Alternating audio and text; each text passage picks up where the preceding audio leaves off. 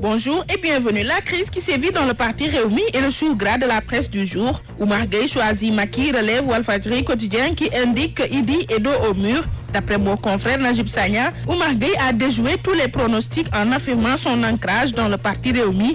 Je suis de Rewmi et je resterai dans ce parti, a-t-il indiqué. Par ailleurs, le ministre de l'Hydraulique est d'avis que ce n'est ni le temps ni le moment de faire critiquer le gouvernement. C'est pourquoi Direct Info souligne que Oumar Gueye reste à Rewmi et tacle Idi. Oumar Gueye engage le bras de fer avec Idi, fait remarquer le populaire. Mieux, Oumar Gueye défie Idi, écrit Enquête le journal. Idrissa Seck est incohérent, déclare le PCR de Sangalkam dans la tribune, avant d'ajouter « Je me dresserai contre lui s'il fait encore des sorties ». De ce fait, le quotidien LAS attire l'attention sur le fait qu'Oumar Gueye déjoue les pronostics et même le combat à l'intérieur de son parti. Pour preuve, selon mes confrères, Oumar Gueye a ignoré royalement le nom de Idrissa Seck et a encensé Macky Sall. Et au journal de citer les propos du militant de Rewmi qui précise que Rewmi n'appartient à personne, il ne se nomme pas Seck, Gueye ou Gadiaga. Ainsi, d'après Grand Place, le clash est consommé entre Idi et Oumar Gueye.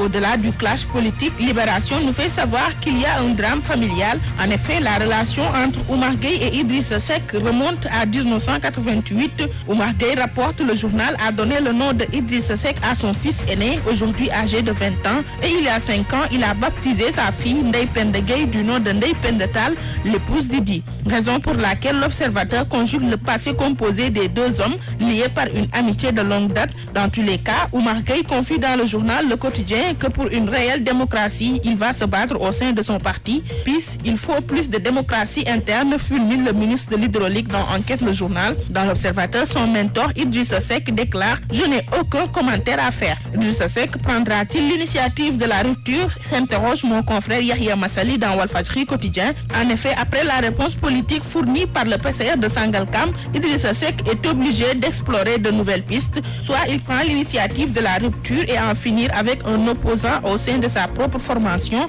ou bien il choisit le contraire qui serait lourd de conséquences, rapporte mon confrère. Et si ce n'était qu'une mise en scène, devient l'interrogation qui taraude l'esprit de mon confrère Moustapha Diop de Walfadjri l'Aurore. Apparemment, ces mimacs reflètent un jeu de dupes que compte se payer la classe politique sénégalaise. Les concertations nationales sur l'enseignement supérieur au Sénégal ont pris fin hier, à en croire Le Soleil. Comme mesure, un conseil présidentiel va statuer sur les 78 recommandations, renseigne l'As de Anne. D'après Walfadjri quotidien, sur la hausse des frais d'inscription à l'université, Souleymane Bachir Diagne a fait machine arrière. À cause d'une éventuelle hausse des frais d'inscription, la tribune nous dit que c'est le désordre au temple de Cheikh Anta Diop. Selon mes confrères, une grève de 2 jours d'affilée plonge toutes les facultés dans un arrêt total des cours. Pour illustrer leur colère, Direct Info nous informe que l'UCAD a été encore une fois hier le théâtre d'affrontement entre étudiants et forces de l'ordre. Une autre hausse qui fait désordre nous est révélée par Le Pays au quotidien. Il s'agit d'une hausse en catimini sur les factures d'eau. Le droit de timbre passe du simple au double.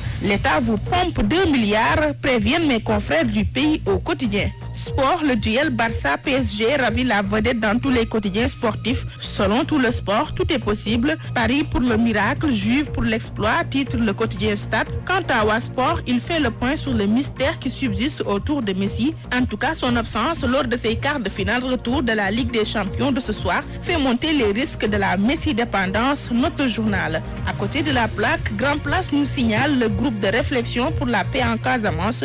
Sous la présidence de Robert Sagna, ce groupe a invité l'État du Sénégal à nourrir les rebelles qui seraient très affamés maintenant. Comme pour dire, l'État est appelé à nourrir ses ennemis. À l'affirmatif, on pourrait dire que Robert et compagnie passent à côté de la plaque.